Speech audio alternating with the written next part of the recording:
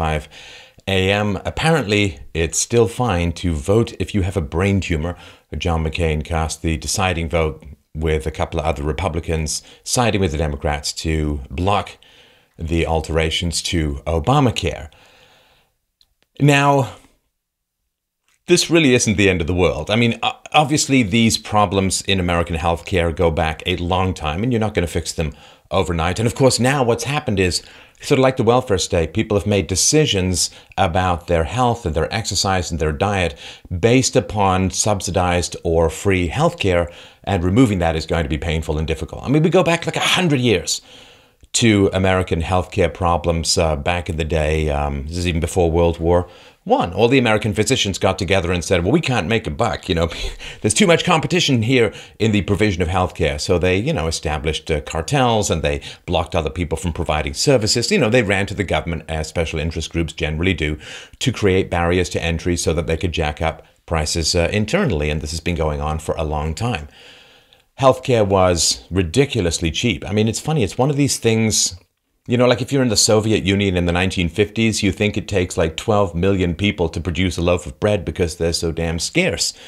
But the reality is that the reason healthcare is expensive is because of government controls and regulation. The price of healthcare should be declining like the price of computers and so on. But because the government's involved, like the cost of higher education, higher indoctrination, lower indoctrination, the price just keeps going up. The big change as well, of course, in American healthcare was in World War II, when the government refused to allow, passed laws saying you could not give your employees raises because they wanted to control spending in the private sector so they could siphon off more for the war machine.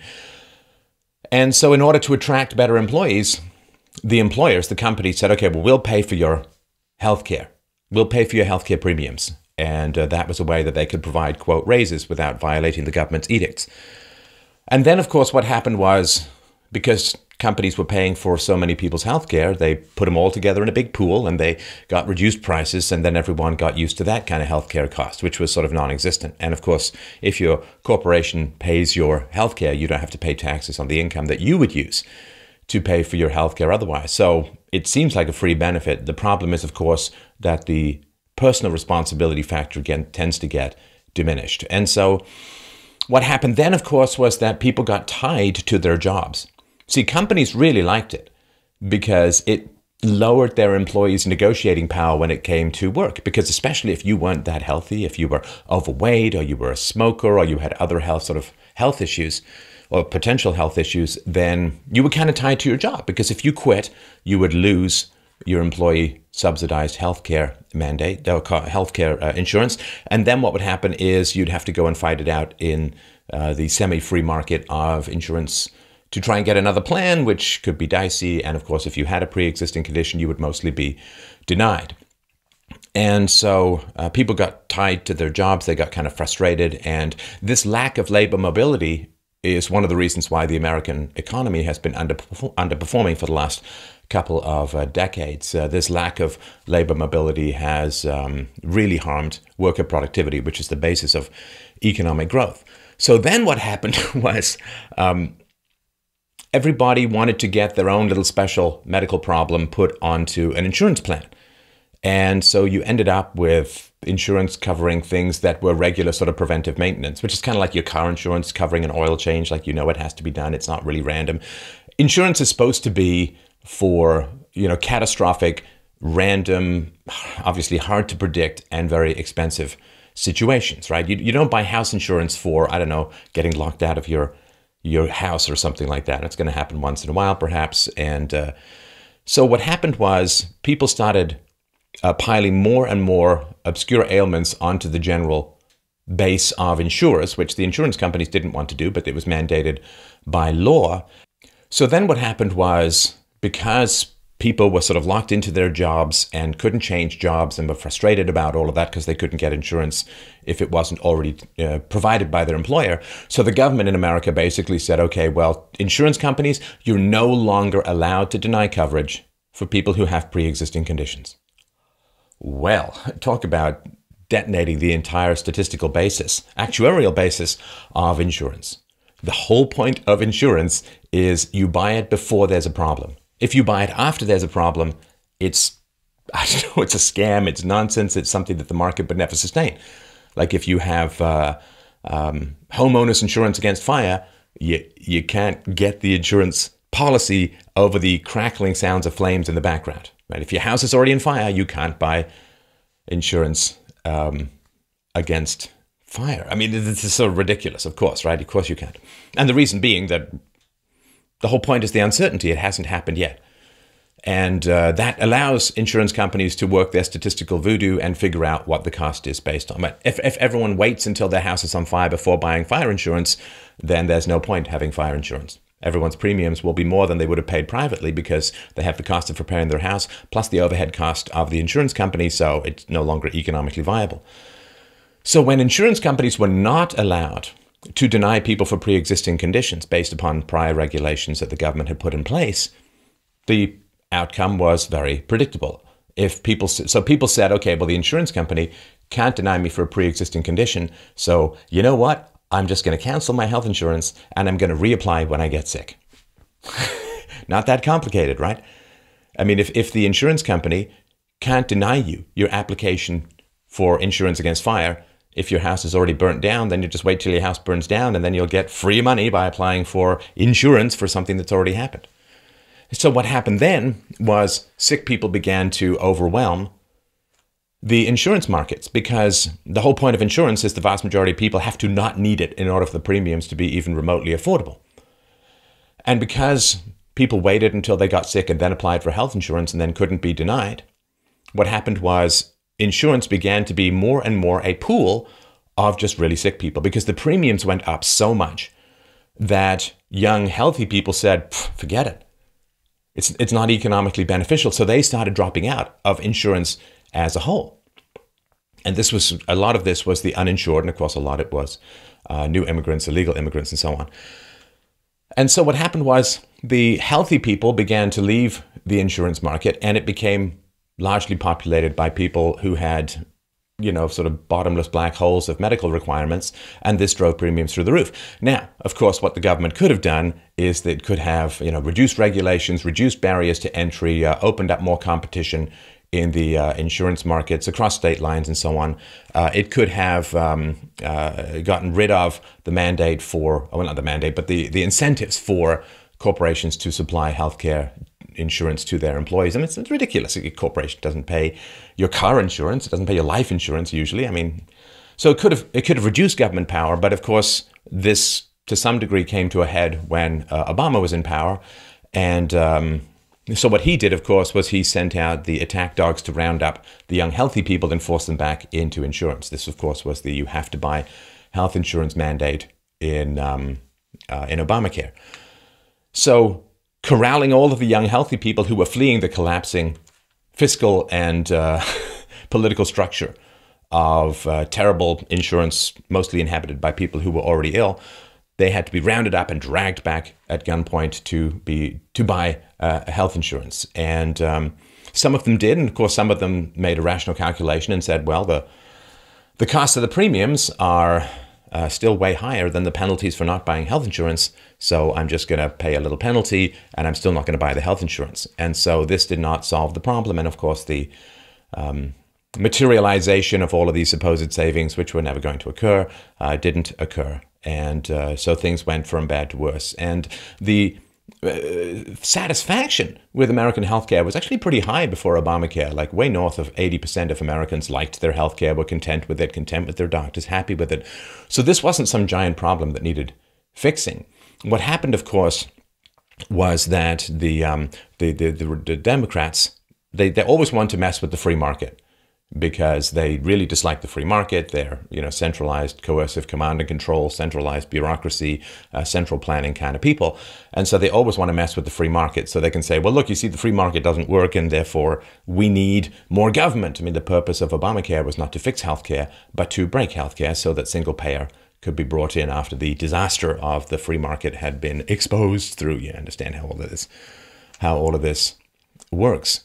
So as far as the repeal goes, the big challenge, of course, is that whenever legislation changes, particularly if it changes towards freedom, there are identifiable losers and often hidden winners.